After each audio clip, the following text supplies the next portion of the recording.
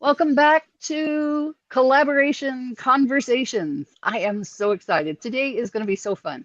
I get to meet myself some folks that are new in my world and introduce them into your world. So we're going to have a wonderful collaboration conversation today.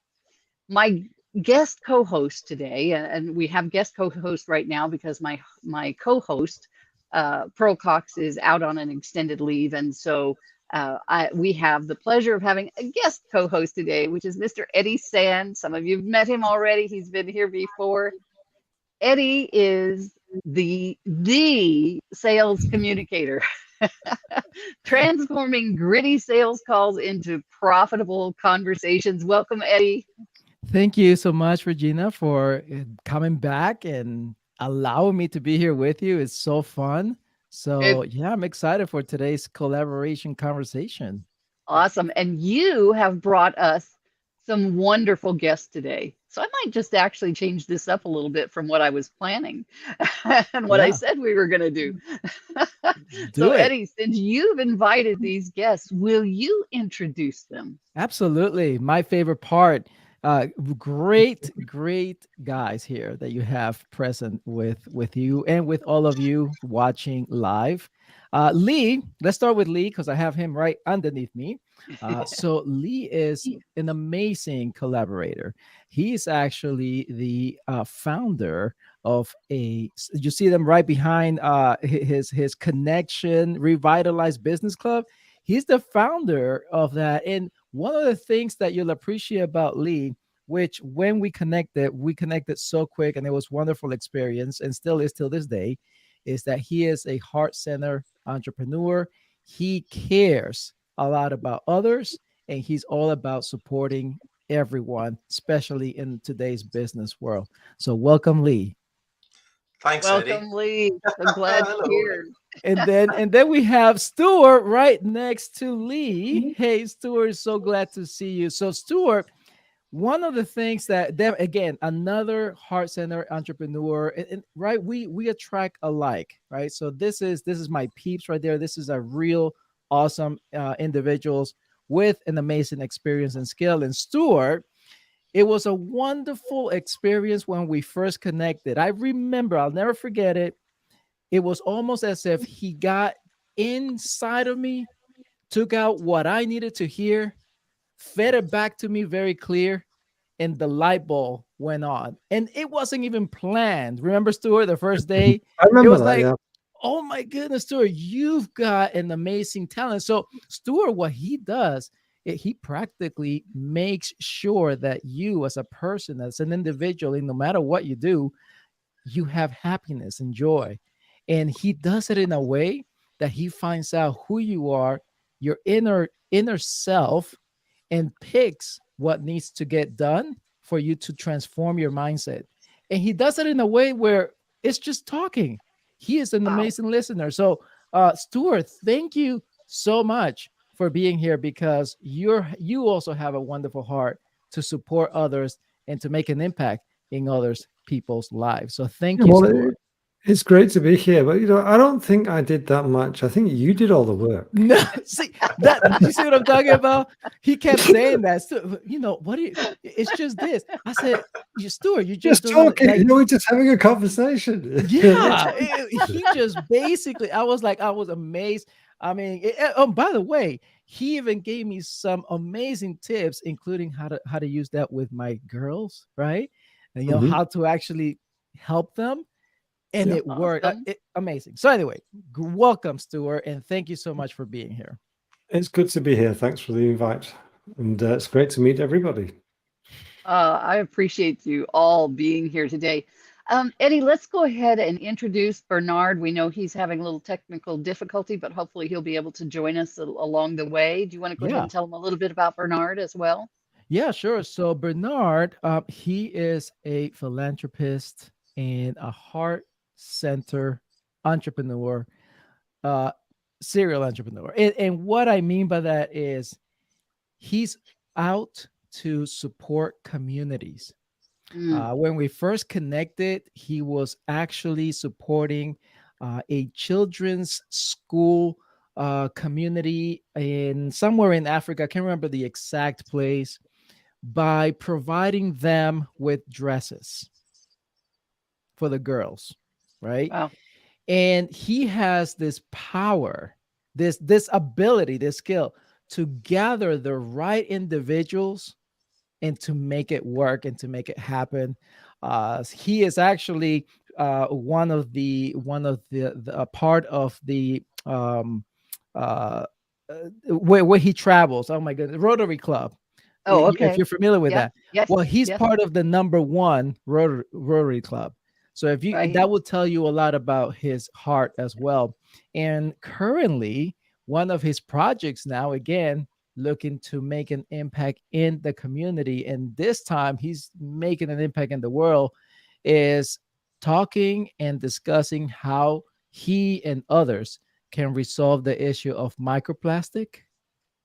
So he's traveling to find individuals, find the engineers, find the entrepreneurs, find everyone that can come together so that we can actually get this better, make this world cleaner without all Wow. that microplastic out there. Wow. So yeah, I mean, once if he shows up again, another individual that he's just all about helping communities and making sure that he leaves some sort of legacy when he steps out of this world. That's fantastic. Gentlemen, I already feel like my life is richer just having this little bit of knowledge about you and having you on the show today. So let's take just a moment before we dive into the conversation and let folks learn a little bit more about you. Um, so let's go in reverse order for what we just did. Stuart, would you tell us just a little bit about what brought you to this place in life and who you're serving? I would suggest that life brought me to this place in life. I can't really put anything else. I think generally, the right things happen at the right time, and even if you may perceive them as bad, there are experiences that you can grow from. Yes, And I suppose my whole life has been leading up to this, and I wouldn't suggest that anything specific has brought me here apart from life. right. Very It's a good. vague answer, I know, but it's a true answer. I appreciate it. And who's the audience primarily that you work with? Who do you serve? I generally work with high achieving professionals. At the moment, more women, because I have this ability to have a better rapport with them. And what I do is conversational, as Eddie Right. mentioned. So without that rapport, it's difficult to actually work with people. And I've just disappeared for some Agreed. reason. No, Oh, you're that's still awesome. here. We can still see you, And my video went off. Okay, so but we can still see you, Stuart. Yeah, So you're good. yeah, okay, great you're stuff. good. Awesome. Thank you, Stuart. Okay. Lee, how about you? What brought you here to this place in your life, and who do you serve? Um, a really good question, Regina. My sort of I came from a career to a business, so I had a big career journey within the travel industry, Okay. and my career came to an end in 2016, and unfortunate redundancies and things that changed the map of your life as such, and that pushed me towards really starting to go out there and meet new people. Um, I went into a new role that's called a whiskey ambassador back in 2017, and I started networking. I heard about going out to these places, passing business cards to one another, the art of a conversation, and as Stuart mentioned there before, the active listening skills of having those conversations, meaningful conversations, but also being active listening as well. And um, the career went into a business as I saw an area that I've been involved in for 30 plus years, and that's been in sales and business development. The business development side for me, for that time I was involved in the travel industry, to the car industry, and the hospitality industry. Um, I've been making friends for a living for the last 30 years. That's the way I look at it.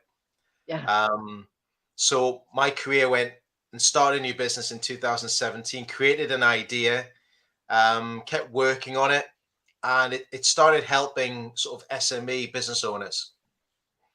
For over those first few years, I was getting a lot of people coming to me because I saw a lack of networking. I saw a lack of people getting to know each other a lot better. People Right. looking at the relationship, they were more looking at the sale. And I was trying to convert people the other way around, build the relationship up to Yeah. convert into a sale later on once you've Yes. built that relationship. But that takes a bit of skill and art to do so.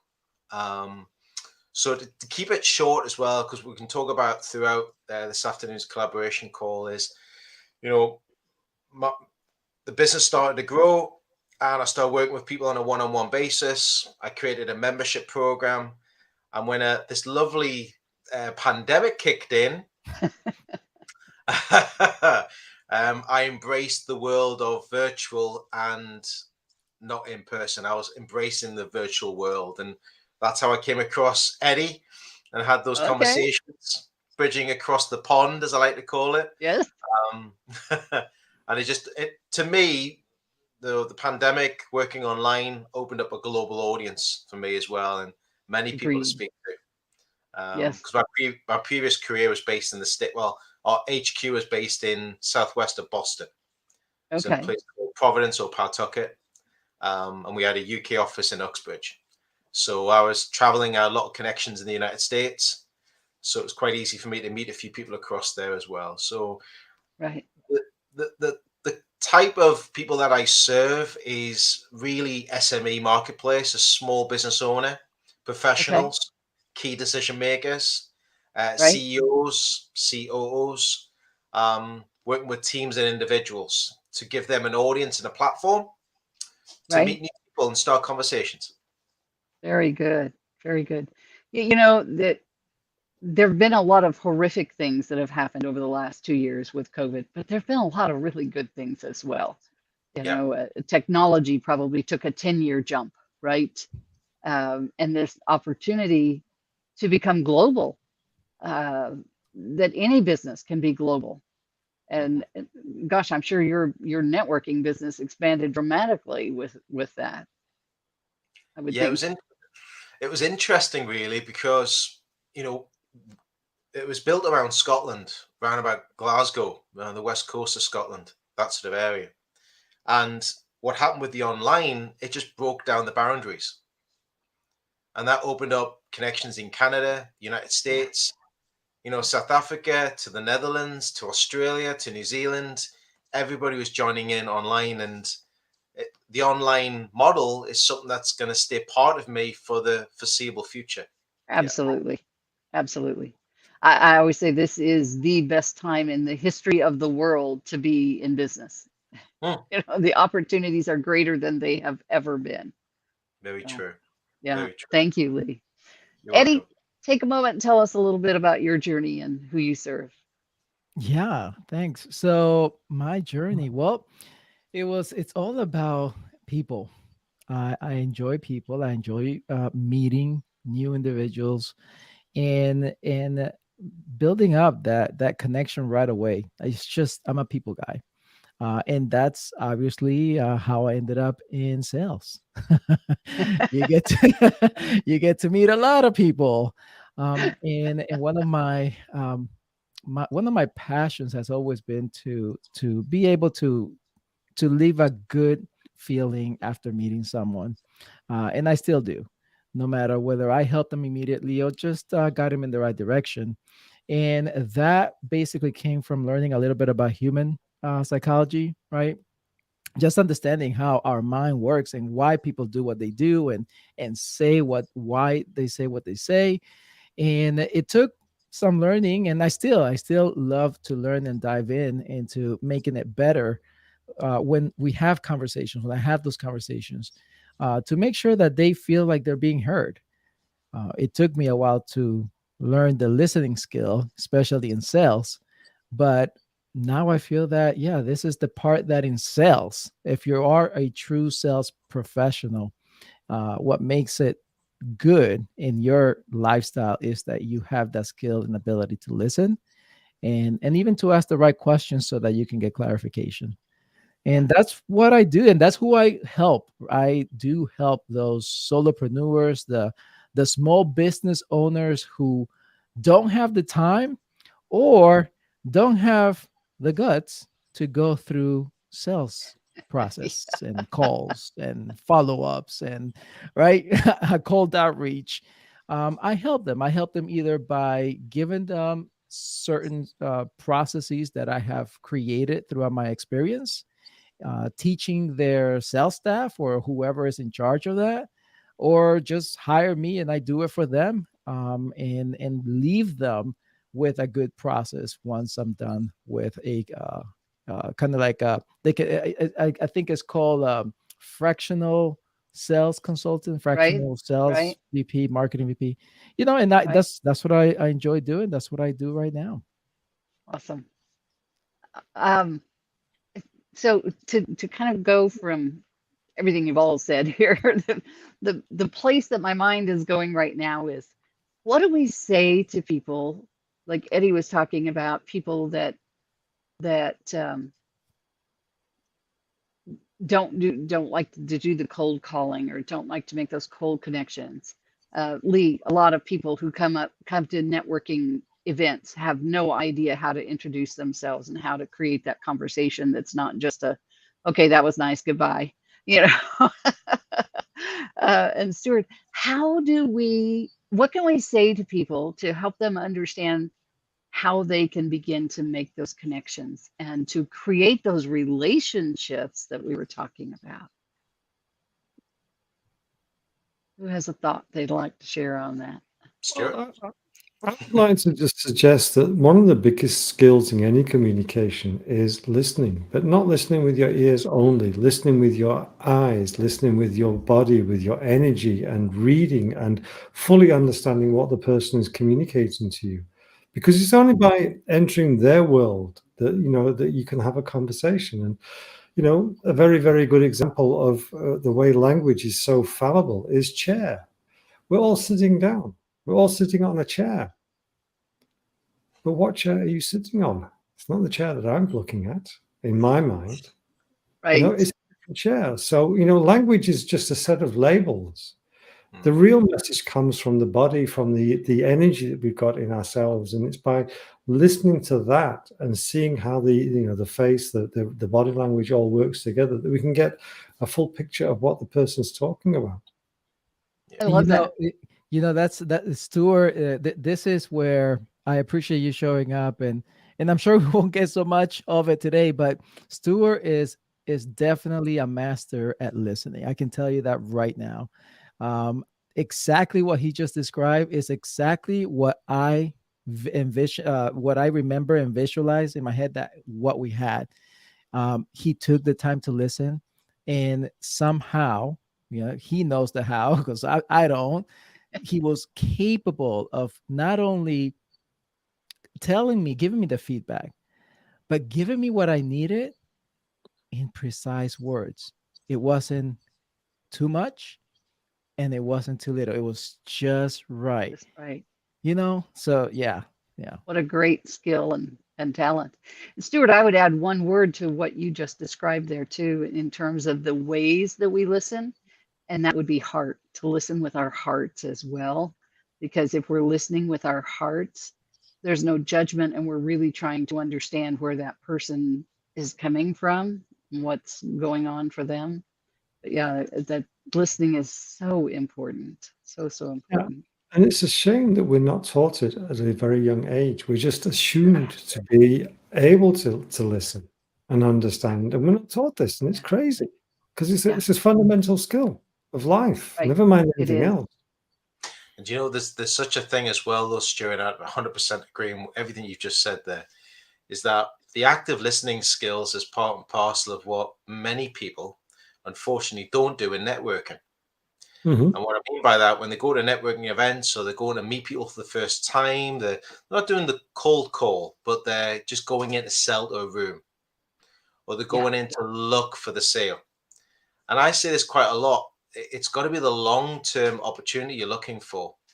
There's nothing here today. We haven't really listened to what people have been saying to them, Mm-hmm. but they've also haven't been asking the right questions as well, because sometimes the right question comes from actively listening to what they're telling you and then responding to a couple of areas that opens up the conversation a little bit further. I think that's a fundamental part of it, especially when you asked the question there before there, Regina. It's people always are, I mean, I hope to say this, close-minded or closed-minded to what's in the room. And they're not looking past Eddie or looking past Stuart or looking past yourself, Regina. They're just looking at you as an individual. They're not delving into the wider network. And what you said there about, opening the conversation, if you listen to them, they will provide the topics for the conversation. Yeah. Correct. Absolutely.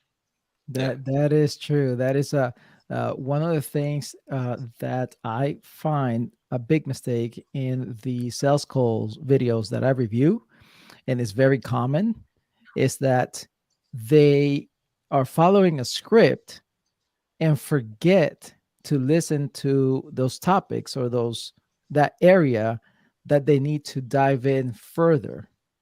Right. And again, a script is good, I feel, that for guidance, but no one knows that unless someone comes out like us here and say, hey, just don't memorize it, just take it and do what you know what to do. Like, if you care, you'll know.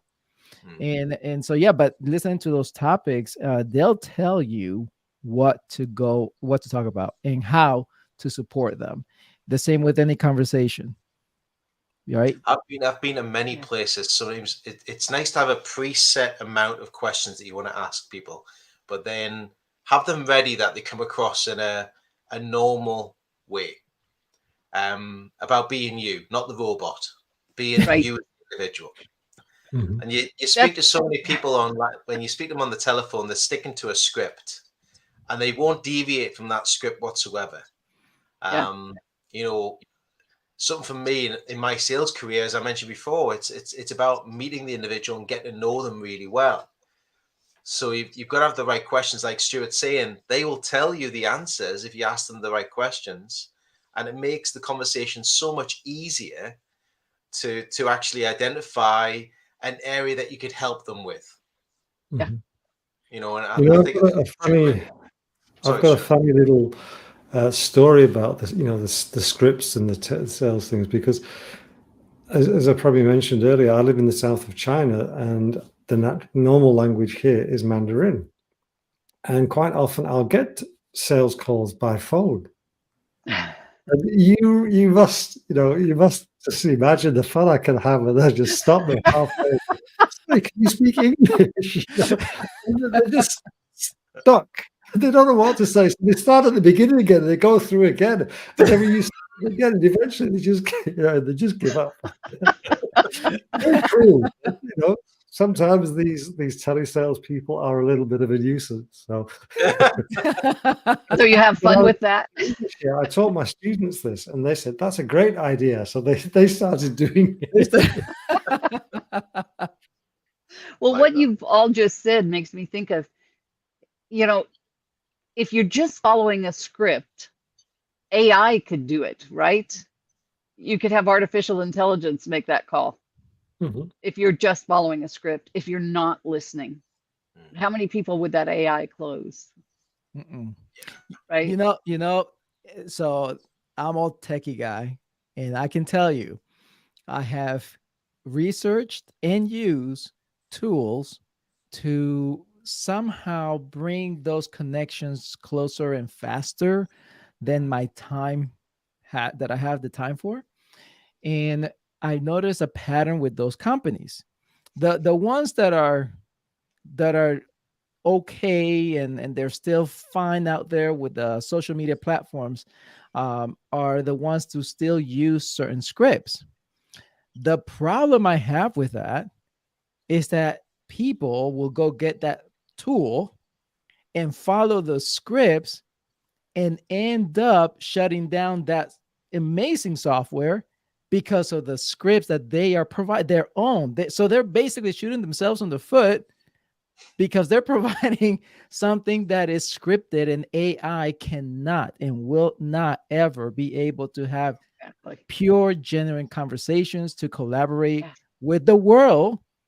And the one thing that I have managed to understand is there's only a certain point that you can use them, but you have to pick up the rest.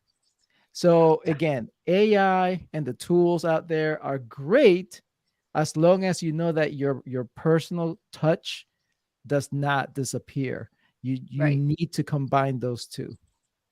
Yeah. But sorry, Gina and Eddie, it's something you said early on. It's the people buy from people. You know, why should anybody deal with, sorry, Stuart, but deal with Stuart? And many people might think, well, Stuart is in China, so I can't deal with Stuart. But they're not really given the chance to get to know Stuart really well, properly, and Right. delve into the conversation a little bit further. And you find that middle ground that you can work together from, and then it starts opening up a little bit further. But it'll never change. AI or script or anything. It's the people will only pass business to one another if they get to know each other really well. Yeah. And why should anybody introduce anybody in any type of networking or a collaborative sort of feel to it if they don't really take the time to get to know the person properly? Yeah. You know, yeah. It's all about the relationship. There's another element I'd like to hear your take on, folks, and that is a friend of mine. Some of you may know him, Jay Fazette of JVology. Don't know if you know Jay or not. Yeah, Mhm. JVology. Yeah. Yeah, and Jay is all about joint ventures and alliances and teaching people how to create those. But one of his famous comments is, it's a game of I'll go first, meaning I will give first. Yeah. So not only are building that relationship, but giving value in the relationship, offering value to that other person. How do you guys do that in your businesses? And do you espouse that philosophy of giving first rather than asking people to give? I think all of us do. I know for sure Lee, yeah, and Stuart. They both are amazing at that. But Stuart, so tell them exactly how do you do what you do right now, because it's really cool Well, I what you mean, do. you told people in my introduction how I give.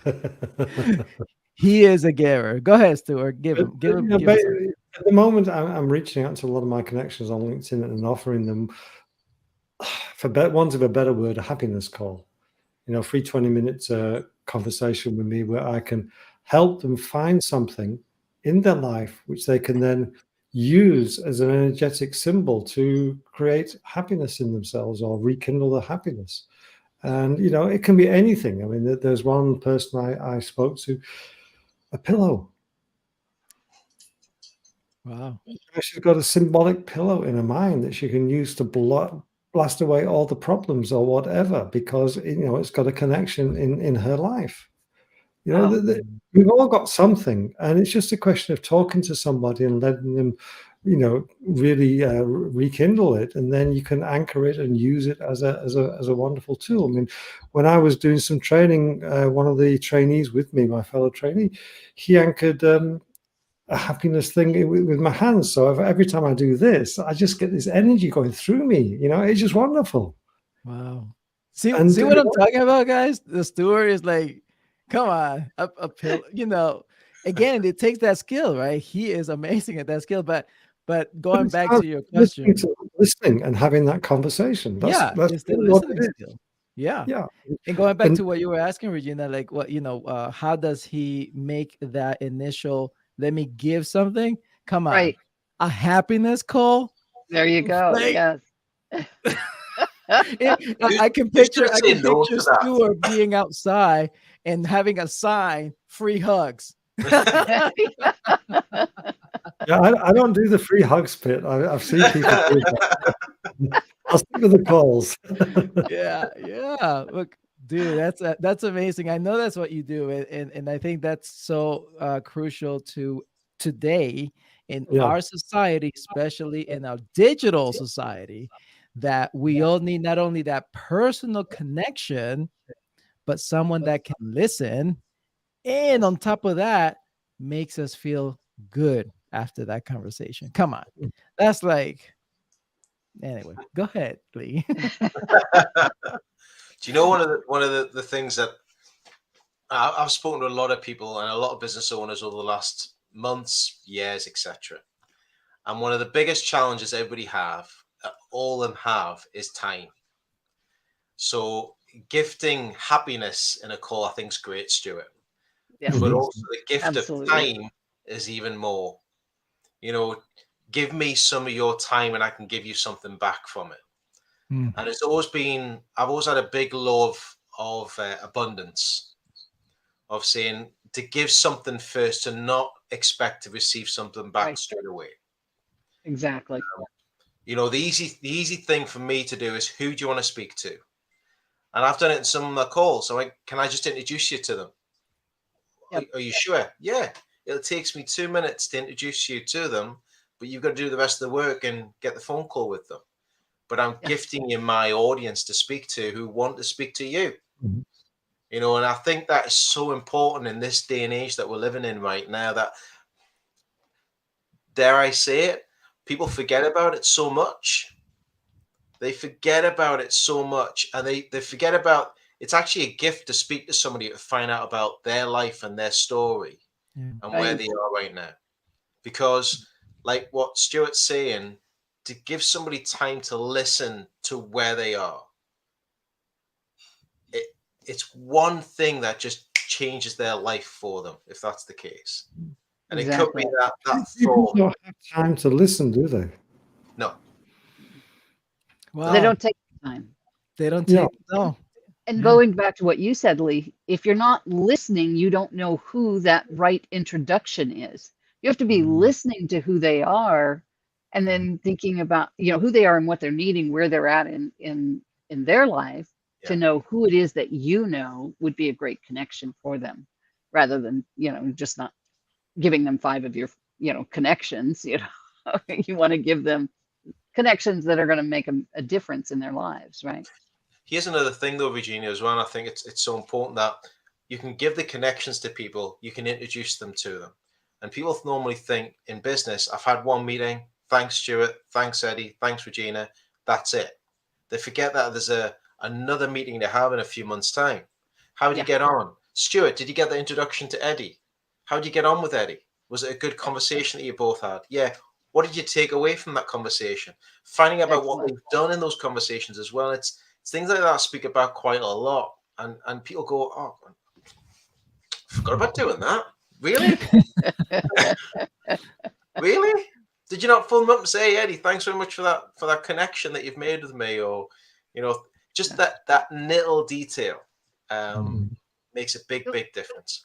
How do you guys introduce? Oh, I'm sorry, Stuart, please say that again.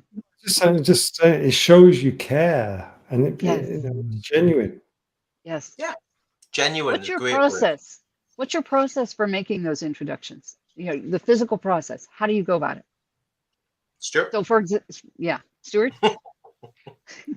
Well, at the moment, I'm just basically reaching out to my network on LinkedIn and saying, look, I'm offering free happiness calls. I've tried a couple of variations because, I don't know about you, but I've seen so many people posting on LinkedIn recently about suicides and the family members just died. Yes. And this. It's crazy, It is rampant. It is Showing rampant. you how much misery there is in the world, if you like. And, if I can just make one person smile, I'm happy. Love that. Absolutely. I love that. I think for me, I've got a. My missus always says it's the mindset as well, because in the morning it's ready, set, go. I'm dressed, suit, booted, shirt on, get my mindset ready to go out there, and having that type of persona that's out and about regularly. Eddie sees me play golf quite a lot. That's one of my physical activities, but I combine that into my own business, which is, I'm very lucky to have that dovetail effect, that it really flows into my business really comfortably. And when I meet someone on the golf course, we're chatting over 18 holes, we're finding out about each other, we're listening, we're hearing about issues. You hear a lot of things, Stuart. You talk about kindness and empathy, and you find out about how angry they are, how happy they are, how frustrated they are, and how they celebrate when they do get a hole. It's great. But you find out a lot from that. And I'm meeting ladies and gentlemen on the golf course. There's a good mix from that. For me, and to answer your question, Regina, that physical way of just introducing somebody, I do use the virtual, like Stuart said before. I'll use LinkedIn to its full capacity. Yep. I don't do an email anymore because I think it gets lost in translation. Mm. But doing a virtual LinkedIn connection introduction, like a group chat or a group text, you can see if the other person has responded to that as well at the start. True. And you've connected them straight away professionally. Yeah. I've connected with a few connections just this week and yesterday when I was in doing one of my roadshow networking events, and they've organized a meeting for me tomorrow to drive back down to have a meeting at a co-working space. But we've done that via LinkedIn after the face-to-face event. Right.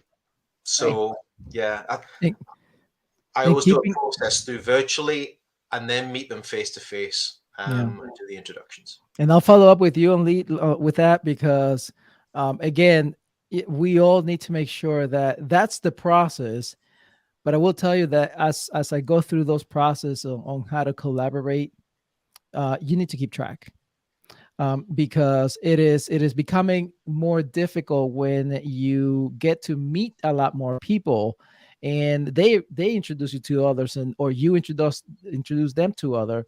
So you need to understand to keep track. And the simplest way that I can do, whether you do a Google Sheet because that's free, right? Or use a program like I do, ClickUp, right? Just somewhere that you can call it a CRM if you want, but somewhere where you can actually keep track. And the way you want to keep track is, first of all, if you were invited to connect with someone, you need to make sure who did that invitation. So keep track of that.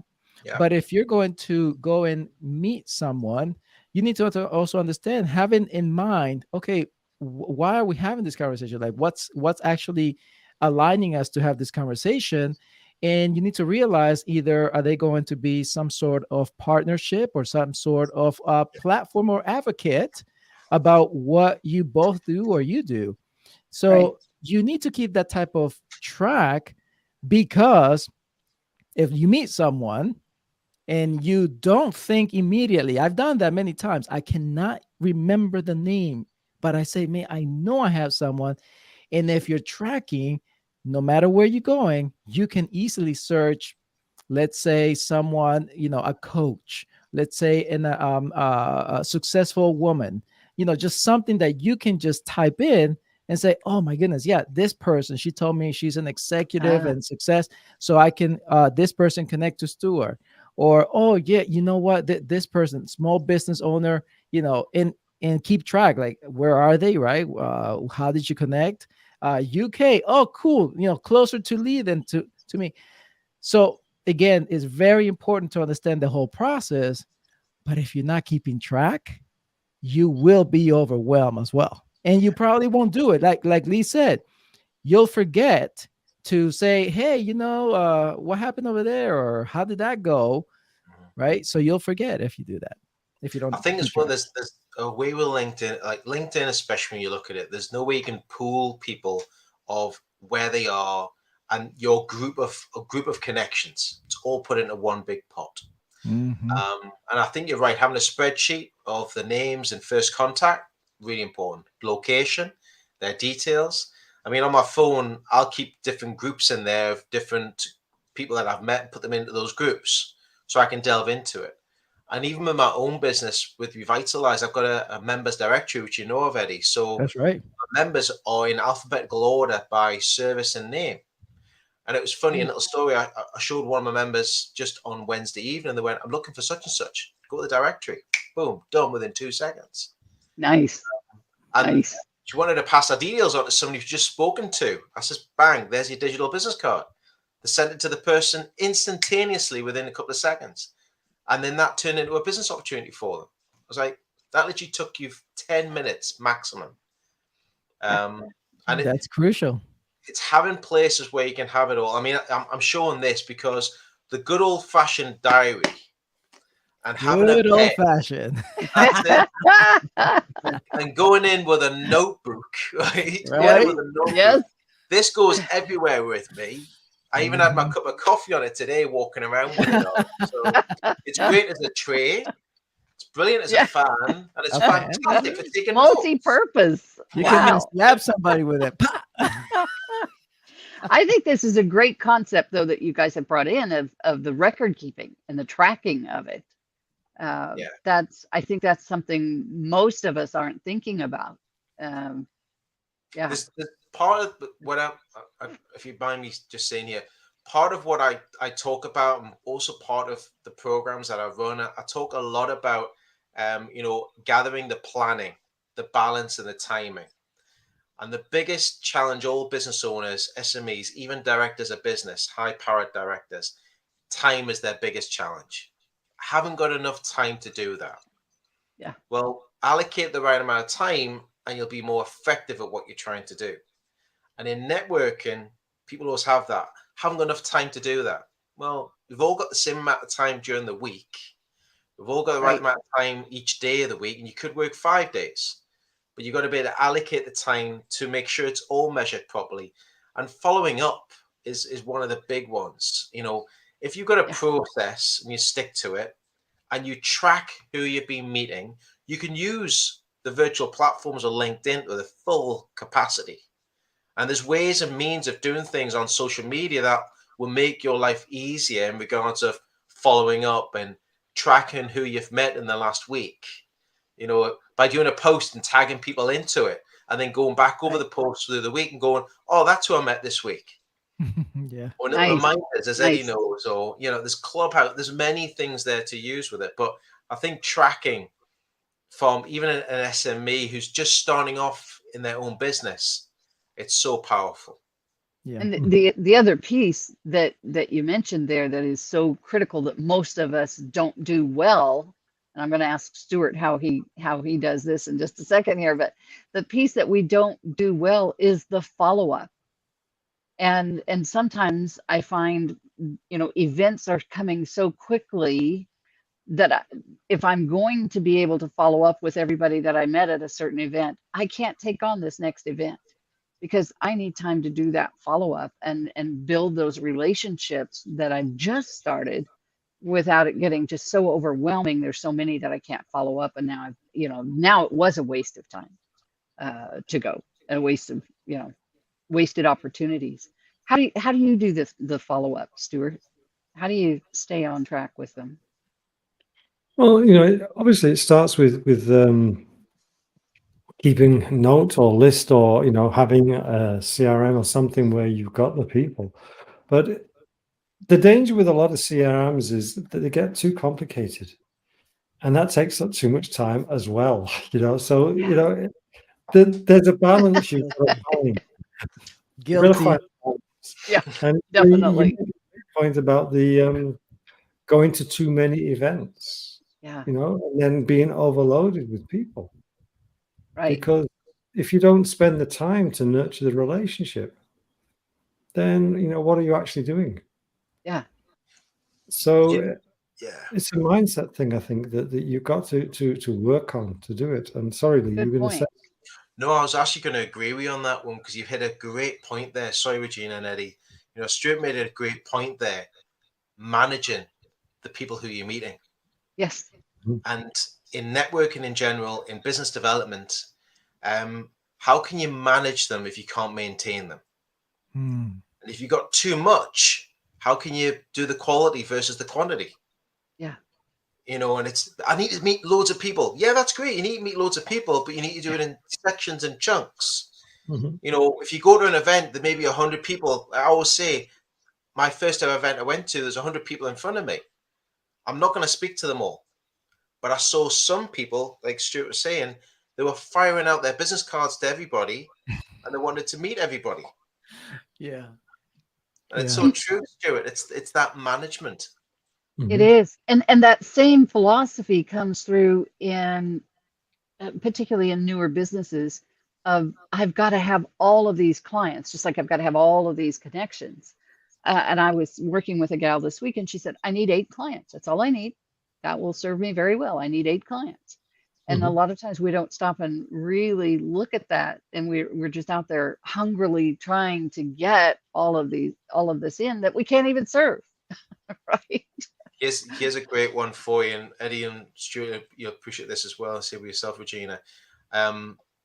one of the talks I really talk about is the farmer versus the hunter. And we've heard it with many people. Are you a farmer or are you a hunter? And Stuart, testament to yourself, was talking more from the farming perspective. Yes, exactly. You know, and I think there's so many people out there go out the hunter to try and clear the room and speak to everybody and just throw away the stuff that they're not, that can't work for me, that goes over there. I've got 3 or 4 people, right, that's what I want, but they've just discarded everybody else. And they've left a wake behind them. But the farming side of it should be part of planting the field, maintaining the field, giving it nutrient, giving it time. You know, that's part of the conversation. It might take 2 years, it might take 6 months, it might take a month. It turns into a business opportunity, which leads on to something else. Yeah, right. That ties in so well with my coaching structure, which is clear, plant, nurture, harvest. Love it. Love it. Oh wow, yeah, that's awesome. Love that. We could just drop the mic there, Regina. We said that. That's it. Yep, that's it. That is so cool. But Stuart, so can you just give us here a little bit of an example, or maybe amplify a little bit more about what you said, which is mindset? And I think we've all talked about the tools and the whys, but what about the mindset? Like what can someone do or start thinking about? What about that? Well, you know, I think Lee put it well with the hunter and the farmer, you know, because you get those guys, people who just want numbers, but they've got no way or no understanding of how to serve them. And that is a mindset thing, you know, that it's not quantity, it's quality. You need to be a big fish in a small pond, as Scott Alford said. He's a good business mentor. And, you know, if you're that big fish and there's a small pond, you don't need a lot of people. Yeah. But most people are trying to be a small fish in a big pond in the ocean, in the Pacific, you know. And again, it's like a radio DJ. Who does a radio DJ talk to when they're on the radio? Oh. One person. One person. Only one person. Exactly. And everybody listens. So, you know, we've got to work on our mindset and start understanding that, you know, we can only talk to one person at a time. We talk to that person and build that relationship with that person. And if we're running around giving business cards out like they're, you know, cotton candy or whatever you want to say, how many people are going to respect us? And how many people can we actually have a relationship with at that time? It's crazy. I mean, if you go to a networking place, like, you know, Lee said, there's 100 people there and you talk to 10 people and have 10 good conversations, that's a lot. That's a lot. True. Yeah. It could be overwhelming and frustrating, and that person is going to have to talk to Stuart because they need to feel happy again about why they do what they do. And, you know, if you have those 10 conversations, you come away with those 10 relationships, you don't know how many relationships that's going to turn into. And that's a big point there, Regina. That is such a big point. People forget about that so much, about that point as well. The multiplier. The multiplier. Right. Yeah. It's talking in the sales world, in my sales processes. One of the things that I like to remind that person who is doing that conversation about sales is I remind them to, I apologize, I have my thing on. I remind them to actually think of that person, of their, who do they know? So you're talking not to them, but through them. And with introductions, it's something that, as a matter of fact, we had people last week where in one of the trainings that she couldn't comprehend the fact that she kept pointing the finger in her introduction. And the introduction was like, if you feel like this, and if you have done that, and you should be able to, and I'm like, stop it.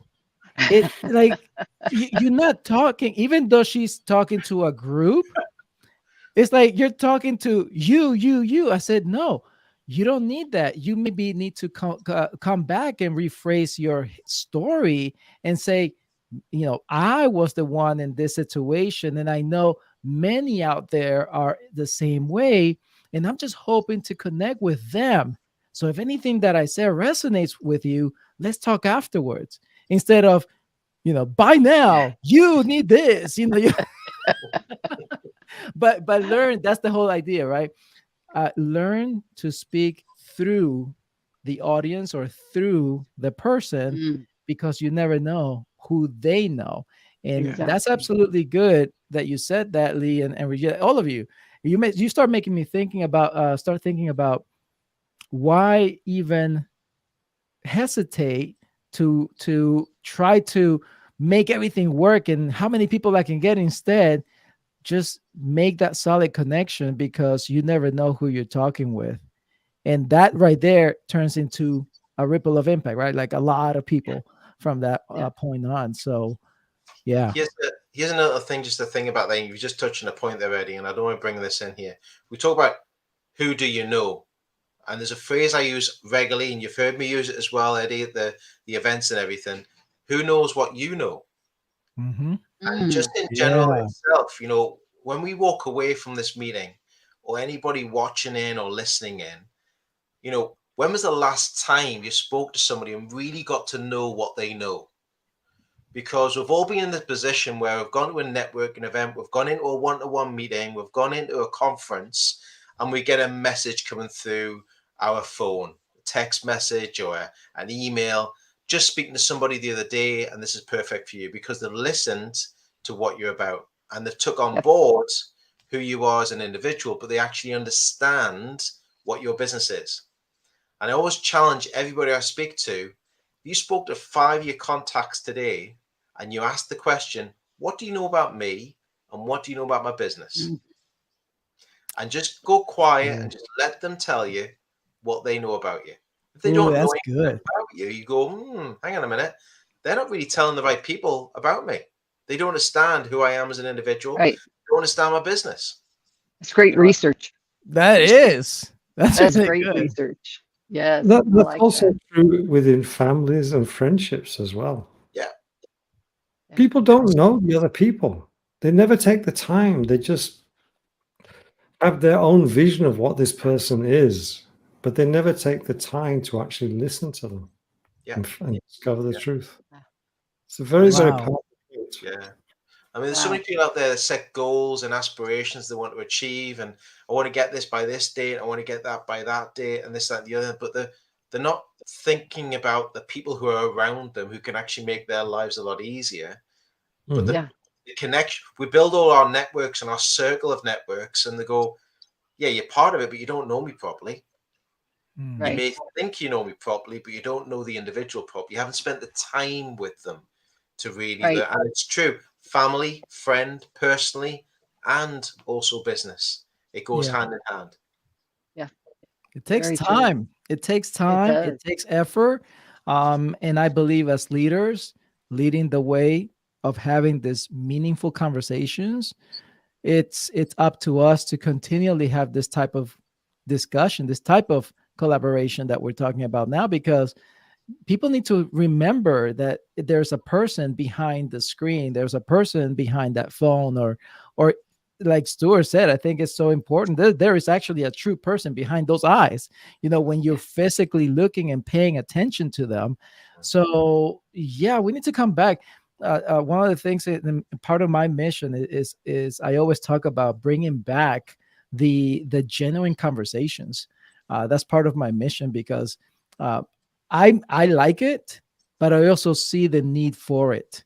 So not everyone's going to catch on that, but the more they listen to it, obviously, the more they'll ignite that, they'll spark that idea to do it in their life. Very good. So kudos for you all. I can't believe it. We've been here an hour. I told you, Regina, we've got, and by the way, so Regina, guys, is so, obviously you can now tell she's so amazing, such a positive energy. And I can only imagine the good things out of this type of collaboration that you're building, because again, I've seen that. You guys should go actually check out her other lives. She is attracting really cool individuals like you guys, really cool individuals that I believe it's a Thanks, Eddie. yeah, exactly. I love it, Lee. Pull out your golf clubs, and just but it's so cool what you're doing, Regina, because we need to step up and show up. And if you Exactly. continue this, I believe this is going to go in the right direction, and just have that ability to be able to say, hey, this is out there. You're not alone, and there is a way to make things better for you. And it's all leading into those collaborations and conversations that Yeah. you need to build. So thanks for the live, Regina, that you're doing very well. I've checked you out a lot, so I know. Uh-oh, it sounds like he's stalking me, guys. Yes. Thank you for all those kind words, Eddie. And I really appreciate you having come on twice now as my guest co-host. Thank you so much. It's been a pleasure. Well, folks, we hope that you have enjoyed this as much as I've enjoyed this. This has been wonderful getting to meet Stuart and Lee, and I'm looking forward to getting to meet Bernard. He wasn't able to get on with us.